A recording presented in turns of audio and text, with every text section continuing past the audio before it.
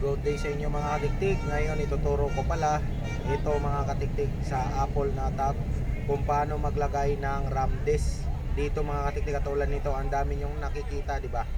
Ayan, ito yung ituturo ko kung paano ilalagay yan mga katiktik. Kasi sa mga bago dyan na nagpa-activate ng unlock tool, kapag pumunta ka talaga dito sa Apple na tab is ang makikita mo lang dyan, minsan merong isa, minsan wala talaga. So click mo lang tong download yan para makita mo at ma-download mo yung mga RAM disk na kailangan mo.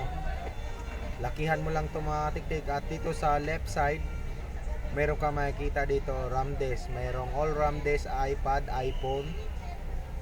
Ayan. So ito yung iano natin, yung all RAM disk iPhone. So ipapakita ko sa inyo kung paano. So ito mga tiktik, mamimili ka dito kung ano yung ida-download mo, depende sa iba-bypass mo na iPhone kasi may mga ano yan may mga nakalagay So yan mga katiktik, ito puro latest to dito mga katiktik. Ito ang itatry natin, 6S to iPhone X, tapos yung iOS nya 11 to 16. Ayan, so depende na lang kung anong iOS ang iyong babanatan mga katiktik. So yun, i-click lang natin yan.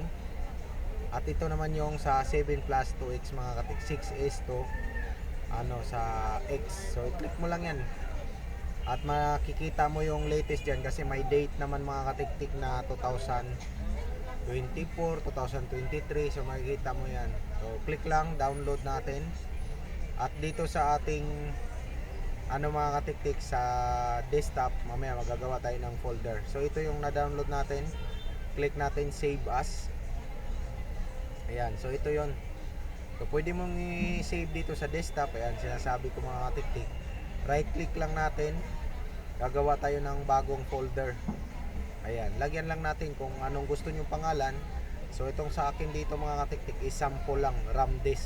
Ayan, lagyan natin ng RAM disk, pero depende sa inyo kung anong ipapangalan nyo. So click mo lang yung open at saka save.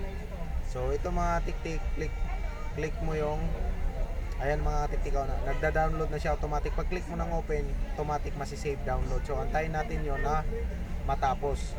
At yung ginawa natin na folder kanina, yan sa desktop, ito na yun, nakikita na natin yan. Ito RAM disk. So antayin na lang natin yan na matapos. So habang inaantay natin mga katiktik, so punta muna tayo dito, papakita, i-clear ko muna tong dito yung select RAM disk, kumbaga bagong install sa ating mga PC, baga wala pang lagay. So yun, antayin lang natin na na matapos yung downloading. So yun nga sinasabi ko sa inyo mga katiktik, kapag gusto nyo na iPad RAM disk, kung iPad yung ginagawa nyo, so iPad yung i-download nyo. So close ko muna yung unlock tool, pupunta muna ako dito sa this PC, sa Drive C. Yan, laging Drive C tayo mga katiktik. Puntahan mo yung, hanapin mo yung unlock tool.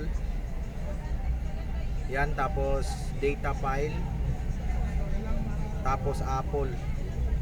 So yan, ito yung mga katiktik yung ating nakikita doon sa ating unlock tool kanina. So burahin ko muna para makita nyo rin. Yan, wala mo ng laman. So i-open natin yung unlock tool natin. Downloading pa yung files natin, medyo malaki yun, matagal yun matapos. Kaya habang mga katiktik, habang inaantay natin, so ipapakita ko sa inyo. So ganito madalas kapag bago ka palang mag-activate sa yung unlock tool. Ayan minsan merong generics 1 na nakasulat. Yan. Tapos minsan wala talaga yung mga katiktik. As in, madalas mga katiktik, kolorom yan dyan, blanco. So yun ang ipapakita ko sa inyo mga katiktik, kung paano yan lagyan ng mga RAM disk. Depende nga sa yung iba-bypass na iPhone 6, iPhone 7, yan, iPhone X. So fast forward na tayo mga katiktik sa pagda-download. Ayan, hanggang sa matapos kasi maubos yung oras nyo kapag di natin i-forward. Yan, open lang natin. Yan, complete na po siya. So yun, ito na yun mga katiktik. Ito na yung folder na ginawa natin dito sa desktop. So pag open natin, nandyan na siya. Extract lang natin, extract lang, extract all. Kailangan natin ma-extract.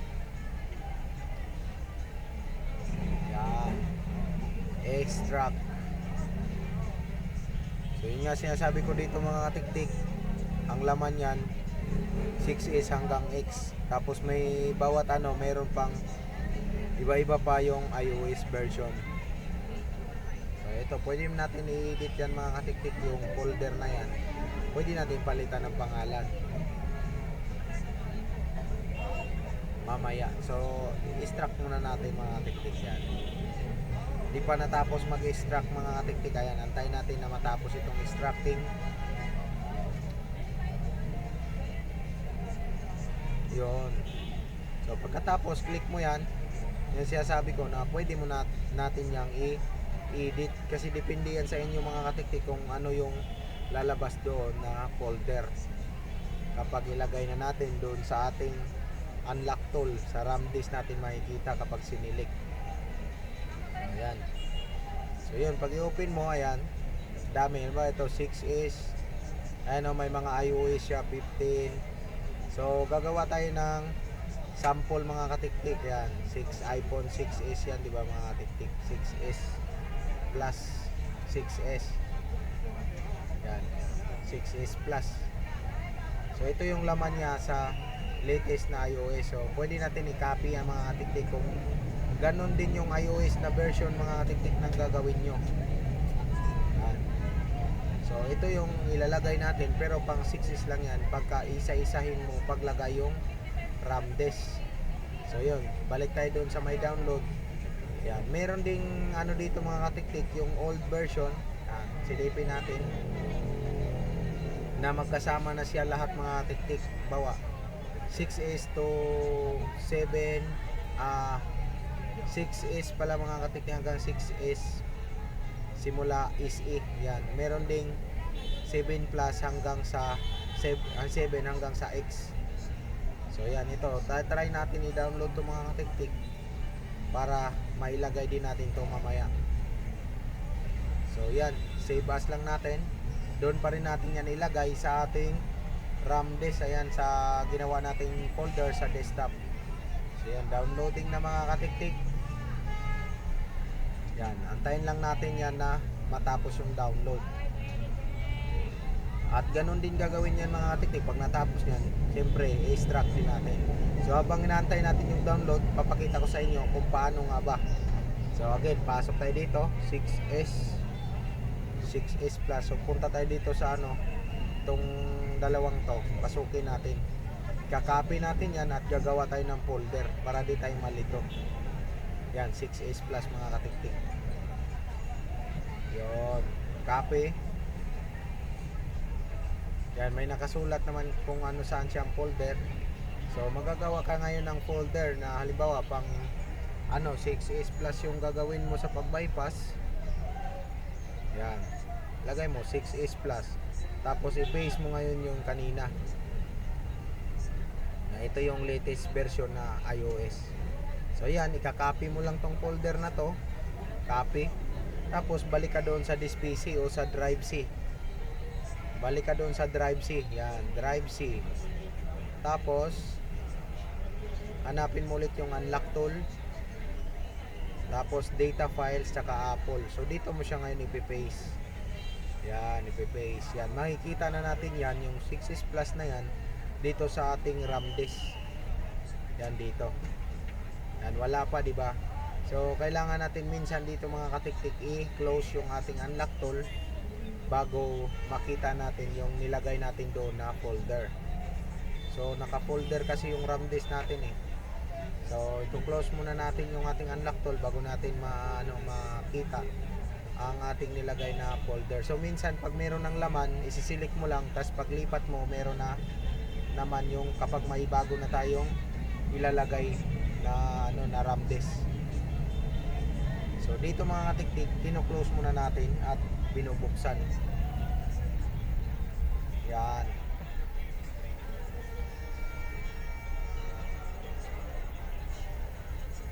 So ganyan lang. Balik tayo dito sa Apple. Dapat makikita na natin yon. So ito na yung mga katiktik ko. 6S plus. Meron na siyang RAM disk na 6S plus. Ayan. So, ganun lang gagawin mo. Kung gusto mo sa X, iPhone X, so gawa ka din ng folder na ganun. Papasok ka lang. So, ito yung bago nating download mga tiktik ito. Yung pang ano, pang maramihan 6S to 7 Plus. SE kasama dito mga tiktik from SE yung first gen. So, ito yung folder niya mga tiktik. Yun, sama-sama naman to. Ibig sabihin, pag gumagawa ka, ito pwede mong isisili kasi magkakasama na sila. Ang daming laman. Yung una nating dindownload yung pang latest is pang specific phone lang yon. So ito, yung dinownload natin, kakopy lang din ulit natin yung magsama-sama na sila. Yan, tapos balik tayo doon sa this PC. Yan, unlock tool, data files, Apple, and then i-paste lang natin ulit. Yan. So pag na-paste na natin yan, i-select lang natin to. Yan, select natin generic. Pag ano natin yan, lumalabas na agad siya mga tiktik yan. Yan yung folder niya. So nasisilik na agad natin yung from SE to 7, iPhone 7 Plus, 6S, 6S Plus. So yun, pag gumawa kayo nun, mag-bypass, ganun ang isisilik nyo. So next upload ko mga tiktik kung paano nga ba mag-bypass ng iPhone 6S Plus, 6S yan, tsaka SE. So same lang naman sila ng process. So sana na gets nyo kung paano ilagay yung RAM disk. So kung may tanong kayo mga katiktik, paki-comment na lang dyan sa baba mga katiktik yung related lang dito sa RAM disk. Maraming thank you.